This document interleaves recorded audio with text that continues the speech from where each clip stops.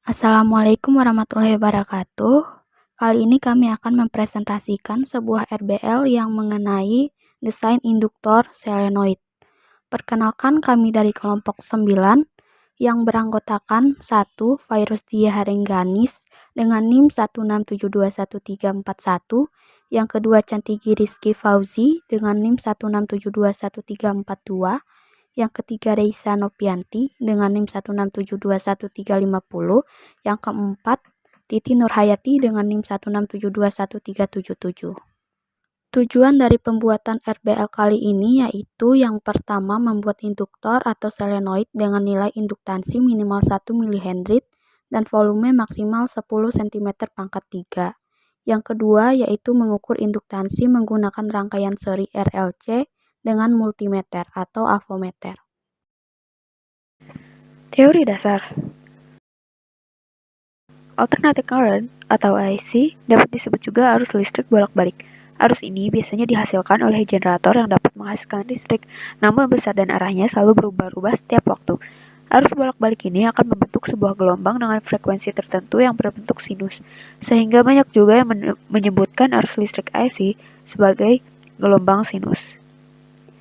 Solenoid adalah salah satu jenis kumparan terbuat dari kabel atau kawat email panjang yang dililitkan secara rapat dan dapat diasumsikan bahwa panjangnya jauh lebih besar daripada diameternya. Dalam kasus solenoid ideal, medan magnet di dalamnya adalah seragam dan paralel terhadap sumbu solenoid. Hukum Kirchhoff 2 merupakan implementasi hukum kekekalan energi pada rangkaian RLC.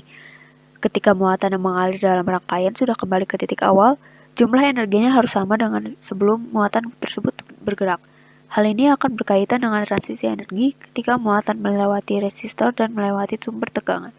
Energi dalam rangkaian listrik bersumber dari potensial listrik setiap titiknya, dan karena bersifat kekal, maka jumlah beda potensial dalam rangkaian tertutup harus nol. Metode percobaan. Berikut ini adalah alat dan bahan yang dibutuhkan, terdiri dari kawat email, PCB board, power supply 12 volt, resistor, kapasitor, multimeter digital, ferrit, kabel, jepit buaya. Prosedur percobaan dan cara kerja alat. Langkah pertama adalah membuat solenoida dengan kawat email. Kawat dililitkan pada benda bersilinder sehingga panjangnya sesuai dengan kriteria. Kemudian solenoida ditempatkan di PCB board, kapasitor dan resistor dirangkai secara seri dengan induktor solenoida.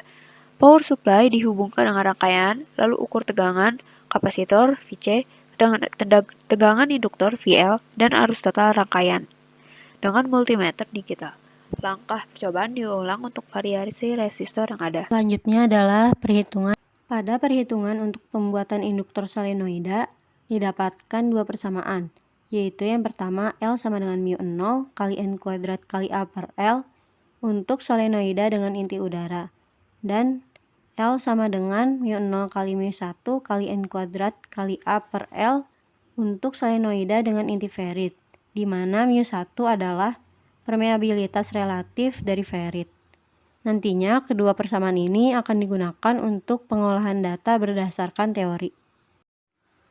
Pada perhitungan untuk rangkaian RLC didapatkan persamaan L sama dengan VL kali R per 2VF kali VR. Nantinya persamaan ini akan digunakan untuk pengolahan data berdasarkan desain atau berdasarkan eksperimen. Lalu selanjutnya pengolahan data berdasarkan teori. Untuk solenoida dengan inti udara didapatkan jumlah lilitan 21 lilitan dan panjang 2,1 cm dengan jari-jari 0,5 cm.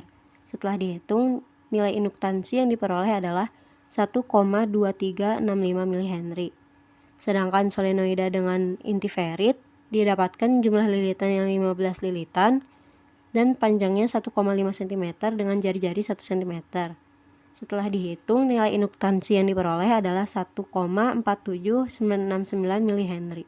Selanjutnya, pengolahan data berdasarkan desain atau eksperimen. Ketika eksperimen, pada rangkaian RLC digunakan dua variasi resistor yang berbeda, yaitu 10 ohm dan 47 ohm. Kemudian dilakukan pengukuran untuk rangkaian RLC dengan solenoida inti udara. Didapatkan data-data yang terdapat pada tabel 1. Kemudian dilakukan perhitungan berdasarkan rumus. Untuk rangkaian RLC dengan nilai resistor 10 ohm, didapatkan nilai induktansinya 1,8863 mH. Sedangkan rangkaian RLC dengan nilai resistor 47 ohm didapatkan nilai induktansinya 2,03365 mH. Pada rangkaian RLC dengan solenoida intiferit, digunakan juga dua variasi resistor yang berbeda, yaitu 10 ohm dan 47 ohm. Kemudian dilakukan pengukuran dan didapatkan data-data yang terdapat pada tabel 2. Kemudian dilakukan perhitungan berdasarkan rumus. Untuk rangkaian RLC dengan nilai resistor 10 ohm didapatkan nilai induktansinya 2,94731 mH. Sedangkan untuk rangkaian RLC dengan nilai resistor 47 ohm didapatkan nilai induktansinya 2,47282 mH. Setelah didapatkan nilai induktansi berdasarkan teori dan berdasarkan eksperimen, dihitung galat untuk kedua variasi solenoida. Pada rangkaian RLC dengan solenoida inti udara, diperoleh galat sebesar 52,55%. Sedangkan pada rangkaian RLC dengan solenoida inti ferit, diperoleh galat sebesar 99,18%. Analisis. Berdasarkan data yang didapat pada bagian pengolahan data, dapat dilihat bahwa perbedaan hasil perhitungan pengukuran induktansi menggunakan rangkaian RLC dengan hasil pengukuran secara teori memiliki galat sebesar 52,55% dan 99,18%. Dari galat tersebut, dapat disimpulkan bahwa pada percobaan kali ini terdapat banyak kesalahan.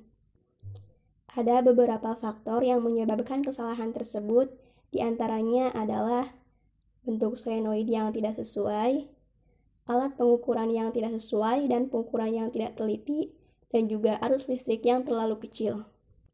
Dari hasil percobaan dan perhitungan, nilai induktansi solenoid inti ferit lebih besar dari solenoid inti udara, baik itu dari pengolahan data secara desain maupun secara teori. Hal ini disebabkan oleh pada perhitungan nilai induktansi inti ferit menggunakan permeabilitas inti ferit dan juga permeabilitas inti udara. Sedangkan pada perhitungan nilai induktansi inti udara hanya menggunakan permeabilitas udara saja. Kesimpulan. Dari percobaan kali ini dapat disimpulkan bahwa induktor solenoid inti udara dapat dibuat dari kawat email yang dililitkan dengan bantuan ballpoint sebagai cetakannya. Begitu juga dengan induktor inti ferit menggunakan ferit yang berbentuk silinder sebagai cetakannya. Multimeter digunakan untuk menghitung VL, VC, dan arus, yang kemudian data tersebut akan digunakan untuk menghitung nilai induktansi menggunakan persamaan yang telah diketahui. Sekian presentasi dari kelompok 9.